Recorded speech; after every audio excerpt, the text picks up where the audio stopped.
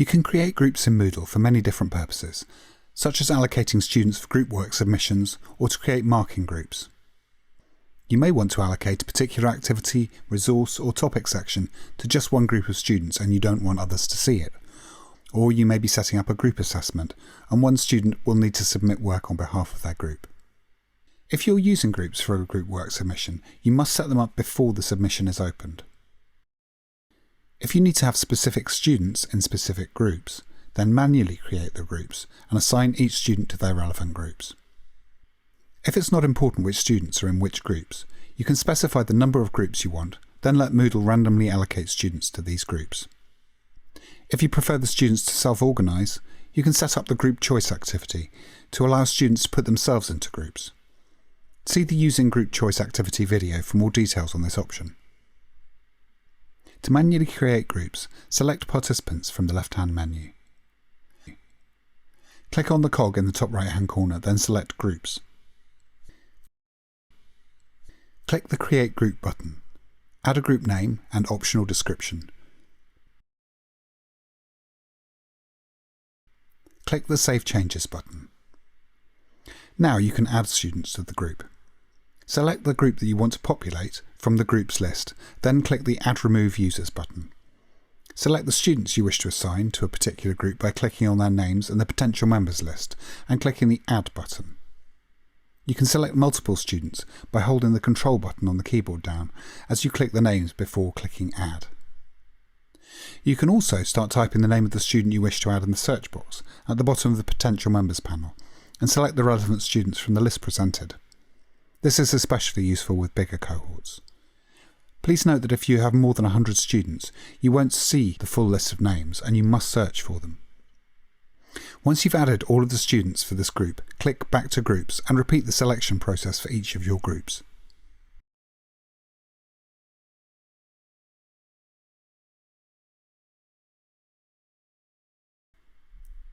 Once your groups have been set up, you then need to identify them within Moodle as a collection so that you can assign them all to a particular activity, such as project groups or marking allocation groups. You do this by collecting groups into a grouping. A grouping is a collection of groups within a course.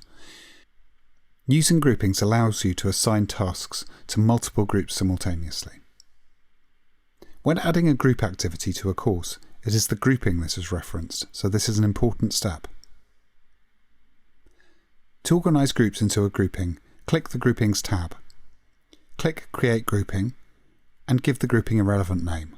As an example, Assignment 1 Marker Allocations. Click Save Changes. Once the grouping container is created, you can then add the groups to it. Click on the People icon next to the grouping you've just created. Select the groups you want to add to the grouping by clicking on them in the Potential Members list. Click the Add button. Please note that groups can be allocated to multiple groupings to be used for different activities. Once all of the relevant groups have been added, click Back to Groupings and check the groups within your grouping are all listed as expected. Groups can be created automatically with the Auto Create Groups option. Click the Auto Create Groups button. A naming scheme can be created automatically. Typing group followed by the hash character will create sequentially numbered groups. Using the @ symbol will create groups with alphabetically sequential names. For example, group hash will create groups with a naming scheme group 1, group 2, group 3, etc.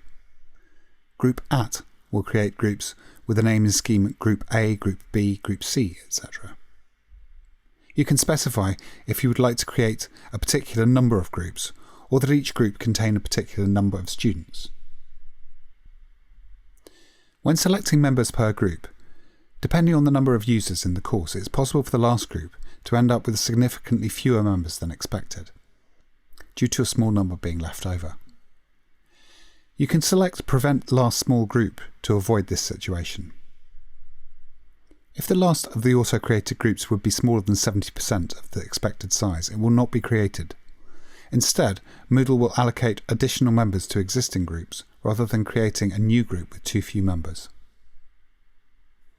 The final step, if you use the Auto Create Groups option, is to create a grouping for these new groups to be allocated to.